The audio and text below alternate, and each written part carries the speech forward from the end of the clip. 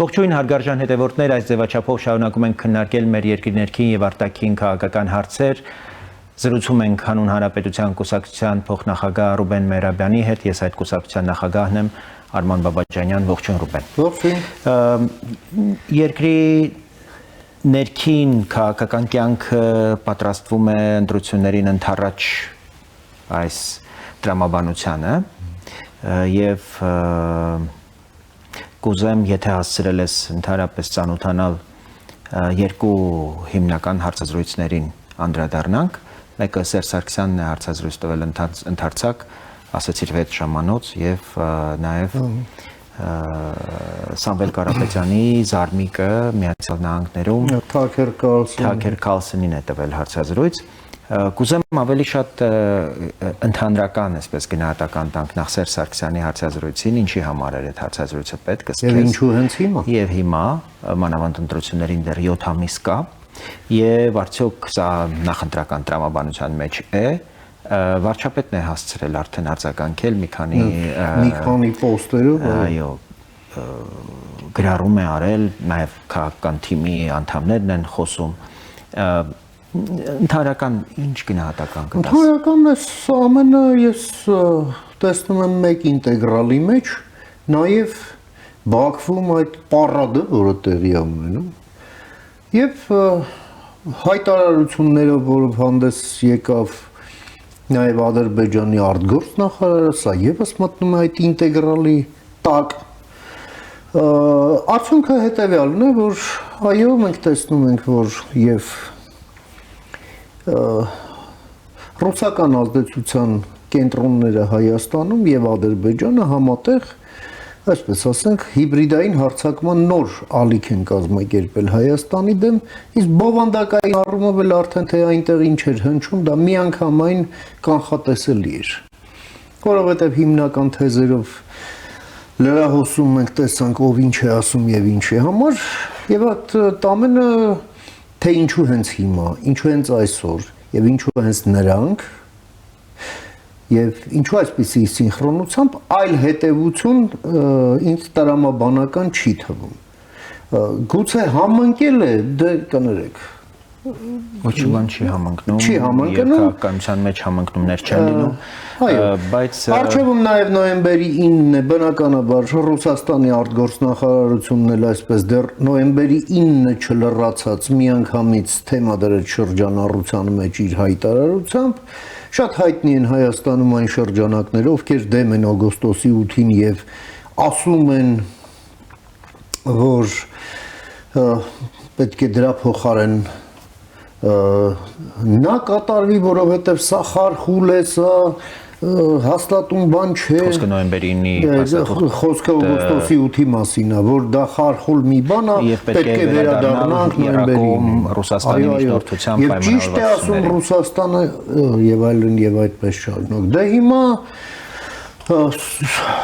բացի դրանից էլ մենք տեսնում ենք նաեւ հետեւյալը, որ օգոստոսի 8-ը նաև անլրջացվում է ներքաղաքական այս իրադարձությունների այս հորձանուտում, հա, մեդիա դաշտում փորձ է արվում համենայն դեպս իշխանությունն էլ ինչ է անում, ինչ չի անում, որևէ հաղորդակցություն ռազմավարական չի իրականացվում պատշաճ ձևով, որ դա դառնա հիմնական լրահոսի են թոփ թեման, այլ զբաղված է, ասենք Նիկոլ Փաշինյանը 7-8 հատ, թե 5-6 հատ չեմ էլ հաշվում, բայց մի քանի հատ գրառում արել այն անբովանդակ խոսակցությանը կամ բաց հայերենով ասած շարերին, որով հանդես են իր գալիս ուրեմն այդ սփիկերները, դա է դառնում լրահոսի գլխավոր թեման, մինչդեռ մարդիկ ուղղակի զզվել են արդեն այս գողկատու քաչալշուն դիսկուրսից։ Կարծում եմ, որ շատ ավելին է, քան գողկատու քաչալշուն, բայց նաև այս ինտեգրալի մաս է Գերագույն հոգևոր խորհրդի հայտարարությունը, ըստ որի փաստորեն ոչ մի ընդառաջ քայլ չի արվում, ոչ մի բեկում սպասել պետք չէ լինի ներքաղաքական ընդհանուր տրամաբանության մեջ եւ քաղաքական բովանդակությամբ ամբողջովին հոգեվոր որևէ քննարկում չկա եւ ստեղծված իրավիճակին իրապես հոգեվոր կրոնական լուծում գտնելու ուղղված որևէ քայլ չկա եւ մենք պիտի տեսնենք որ եկեղեցին կարող է եւս ագրեսիվանալ ներքին քաղաքական կյանքում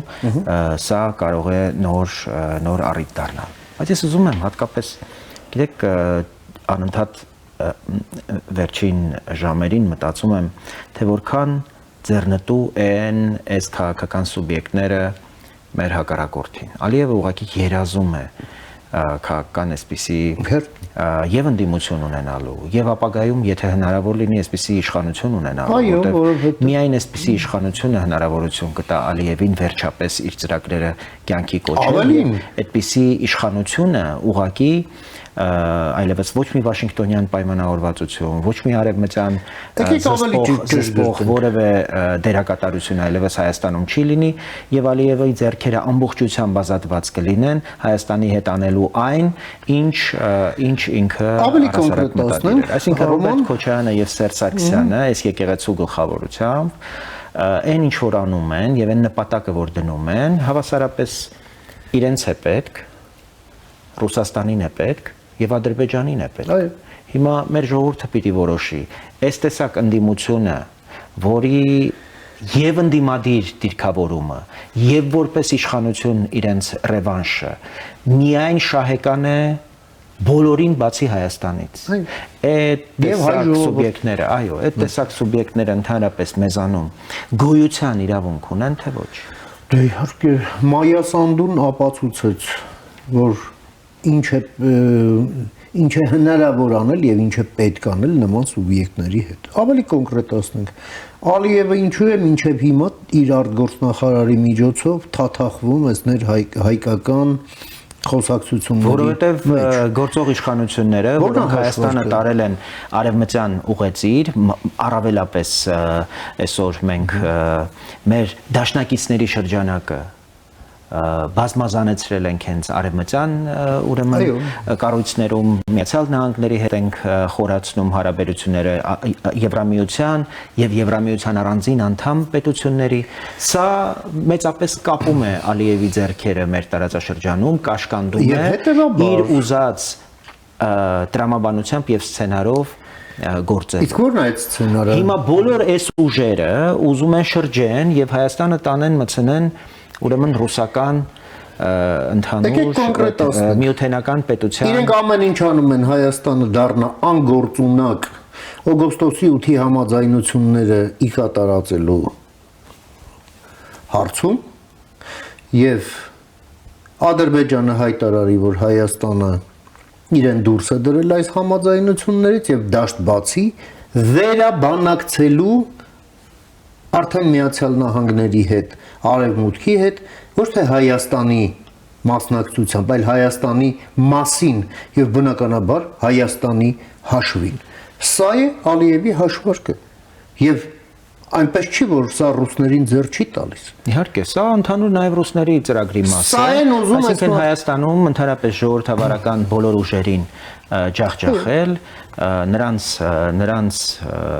գործունեությունը անհնար դարձնել Հայաստանում, իդեպ դա վերաբերում է թե գործող իշխանությանը եւ թե ընդդիմությանը, այսինքն քաղաքական այն հոսանքները, ովքեր Հայաստանի դիմակայունության, Հայաստանի դիմադրողունակությունը ավելացնելու ծրագրեր ունեն, դրանք օրինակ հակառակորդ պետությունների, Ռուսաստանի, Ադրբեջանի հավասար հակառակորդներն են։ Եվ հիմա մենք այս նաև հարցազրույցների բովանդակությունը եւ հերահար նպատակը ավելի ու ավելի բացահայտում է այս իրողությունը։ Միանշանակով են։ Եվ այս ամենը այո կոչվում է հիբրիդային պատերազմ ընդդեմ Հայաստանի։ Հիմա գանք նրան ինչ է անում Հայաստանի Հանրապետությունը։ Հայաստանի Հանրապետություն ասելով, եթե կոնկրետ մարդկանց, կոնկրետ ինստիտուցիաներ իրենց պատասխանատուներով կվերածենք абստրակցիայի։ Խոսքը վերաբերվում է կառավարությանը, խոսքը վերաբերվում է ազգային ժողովին, խոսքը վերաբերվում է ուժային գերատեսչություններին, դատախազությանը, հատուկ ծառայություններին։ Այս հիբրիդային պատերազմը պահանջում է շատ հստակ դիմագրավելու ռազմավարություն եւ այդ ռազմավարության իրագործում։ Դուք տեսնում եք այդ ռազմավարությունը, ես չեմ տեսնում։ Մենք նույնիսկ կոմունիկացիան ռազմավարական չենք իրականացնում պատշաճ ձևով, ամեն ինչը տնավարի ոտի վրա, սմարթֆոնի վրա վերցնում մի երկու բան գրում ենք, էմոցիայի տակ աչքաչափով, առանց պլանավորման, առանց քաղաքական հստակ ուղենշի։ Անունը դնելով թե դա ավելի բնական ճանապարհ է, մեզ բնական պետք չի, այստեղ հաշվարկներ են պետք։ Սա քաղաքականություն է։ Բիսեդկայի չի կարելի վերացել այս ամեն ինչը։ Հետևաբար հիբրիդային պատերազմը պահանջում է պրոֆեսիոնալ եւ ինստիտուցիոնալ մոտեցում։ Սա մեր պետության առաջնահերթ անելիքն է, ընդ որում պետություն ասելով ես հասկանում եմ ոչ միայն պետությունը որպես հիմնարկ, այլև պետություն, հասարակություն, քաղաքական դաշտ, մեդիա եւ այդ ամենի գործընկերությունն է, որ հնարավորություն կունենա հաղթահարել այս։ Շատ կարևոր բան եք ասում, այդ իմաստով օգոստոսի 8-ը ձեռք բերված համաձայնությունները մեծ հաշվով այդ իմաստով պիտի կրեն ոչ թե կուսակցական, այո, բնույթ, մինչդեռ մենք տեսնում ենք, որ մեծ հաշվով գործող իշխանությունն է բացառապես փորձում յուրացնել այդ օրակարգը եւ առաջ տանել։ Այլև սա ինքը պիտի այդ կուսակցությունը ջանար սրան համազգային գեներացնողի դերում լիներ ինքը բնույթ հաղորդել, որովհետեւ դրա շուրջ պիտի հայաստանյան եւ նաեւ ոչ հայաստանյան քաղաքական, հասարակական, սփյուռքյան կարողությունները եւ ուժերը պիտի կոնսոլիդացվեն եւ սա է օրինակ կարծում եմ ամենակարևոր անելիքը եւ ընտրություններին ընդառաջ ավելի շատ քաղաքական սուբյեկտներ ունենալ, որոնք կխոսեն օգոստոսի 8-ի որպես անքննելի եւ անսակարկելի եւ այլընտրանք չունեցող։ Իսկ ոնց որ տպավորություն եմ ստանում, այս քայլերը տանում են այլ պատկերի, երբ կլինի օգոստոսի 8-ի հետևում կանգնած մեկ սուբյեկտ եւ կլինեն բազմաթիվ սուբյեկտներ իրենց կոնսենսուսում ընդդեմ այդ օգոստոսի 8-ի։ Ավելին մենք տեսնում ենք արտաքին շահառուներ հենց այդպիսի պատկեր ստանալու։ Ես հասկանում եմ արտաքին շահառուների, բայց ես չեմ հասկանում մեր իշխանությանը։ Ի վերջո մենք հիմա խոսում ենք ներքին իրողությունների մասին, բայց տեսնում ենք թե դրանք որքան փոխկապակցված են արտաքին գործընթացների հետ։ Ես տեսնում եմ վերնագիր, երբ ուղղակի ինչ որ մի ռուս վերլուծաբան մի տգետից Հայաստանում այսպես ռուսական քարոզչություն իրականացնող մեկից հարցազրույց է վերցնում, վերնագիրը այսպես է. McDonald's վիզաներ թե անվտանգություն։ Ուրեմն ռուսները որոշել են ամերիկյան եւ եվրոպական առաջարկներին Հայաստանին արվող անվտանգություն որպես հակադրել։ Ուրեմն մեր մեծագույն սպառնալիք Ռուսաստանը, որը ասենք օրինակներով, հա, մենք 5-րդ տարելիցն ենք նշում վաղը մեզ հետ տեղի ունեցած արհավիրքի, որի մեջ ուղիղ դերակատար է Ռուսաստանը, որը հովանավորել է այդ արհավիրքը, 10 տարի զինել է մեր հակառակորդին հարձակողական զենքով, մեզ մոլորեցնող հետախուզական տվյալներ է տվել, մեզ ըստ էության առաջարկել է հրադադար միայն պետականության դիմաց, այսինքն առաջարկ է եղել առնվազն վարչապետի վերջին ելույթներից մեկում հստակ ակնարկ կար այդ մասին, որ մենք կարող ենք կանգնեցնել, բայց մեզ առաջարկվել է միութենական պետության մաս լինել։ Այսինքն Հայաստանը չպիտի լիներ, պիտի լիներ այդ հրադադարը, բայց Հայաստան չպիտի լիներ։ Այո, այսինքն եւ այսօր բոլոր այն ուժերը, ովքեր նոյեմբերի 9-ի անուն են տալիս, ուղղակի հիմնահատակ պիտի մեր ժողովուրդը ուղղակի դրանց դուրս շպրտի քաղաքական աղբանոց, նրանք քաղաքական դաշտում անելիք չունեն, որտեվ ի վերջո ամեն ինչ հանգում է նրան, որ այս ընտրությունները Հայաստանի եւ ոչ Հայաստանի միջև է, Հայաստանի լինելու եւ Հայաստանի չլինելու միջև է, Հայաստանի լինելը բացառապես խորապես շահկապված է այդ խաղաղության օրակարգի հետ, չկա խաղաղություն, չի լինելու Հայաստան եւ բոլոր նրանք, ովքեր այս օրակարգին ընդդիմանում են, կամա թե ակամա նպաստում են Հայաստանի ուրեմն Հայաստանի չլինելու, Հայաստանի չեղարկման ուրեմն իրականություն դառնալուն եւ այս իմաստով կարծում եմ մեր քաղաքական դասի բոլոր են քաղաքական ուժերը, ովքեր այս կամ այն կերպ աջակցում են այս օրակարգին, ավելի հասուն, ավելի պատասխանատու գտնվելու կարիք ունեն, թե սեփական քաղաքական ուժի, թե նաեւ պետության եւ ժողովրդի առաջ։ Այստեղ մենք նաեւ մեր օրինակով կարող ենք ասել, որ մեր խոսակցության հիմնական առարկան բացառապես ժողովրդի կարիքներն են։ Ինձ համար այս խոսակցություններից անդին Վարդենիսի տարածաշրջանի, Սամանամերձ գյուղերի, Արեգունի, Փամբակի, Կախակնի օրինակ Տիկին Սիլվայի, Վասիլի, Պետրոսի, Գևորգի կարիքներն են ամենահիմնականը եւ այն մարտահրավերները, որոնք այսօր ավելի ու ավելի խորացնում են այդ բնակավայրերում ապրելու հնարավորությունը, ավելի անհնարին դարձնում։ Ուրեմն մարդիկ, ովքեր ամեն ինչ արել են, որպեսզի գյուղերը ավելի փոքրանան եւ ավելի անհնար դառնա այնտեղ ապրելը, այսօր խոսում են այդ գյուղերում դպրոց կառուցելու աննպատակահարմարության եւ հավասարեցնում թալանի վատնում է եւ թալան։ Ուրեմն այս անբարոյական այլասերվածները, ովքեր քաղաքական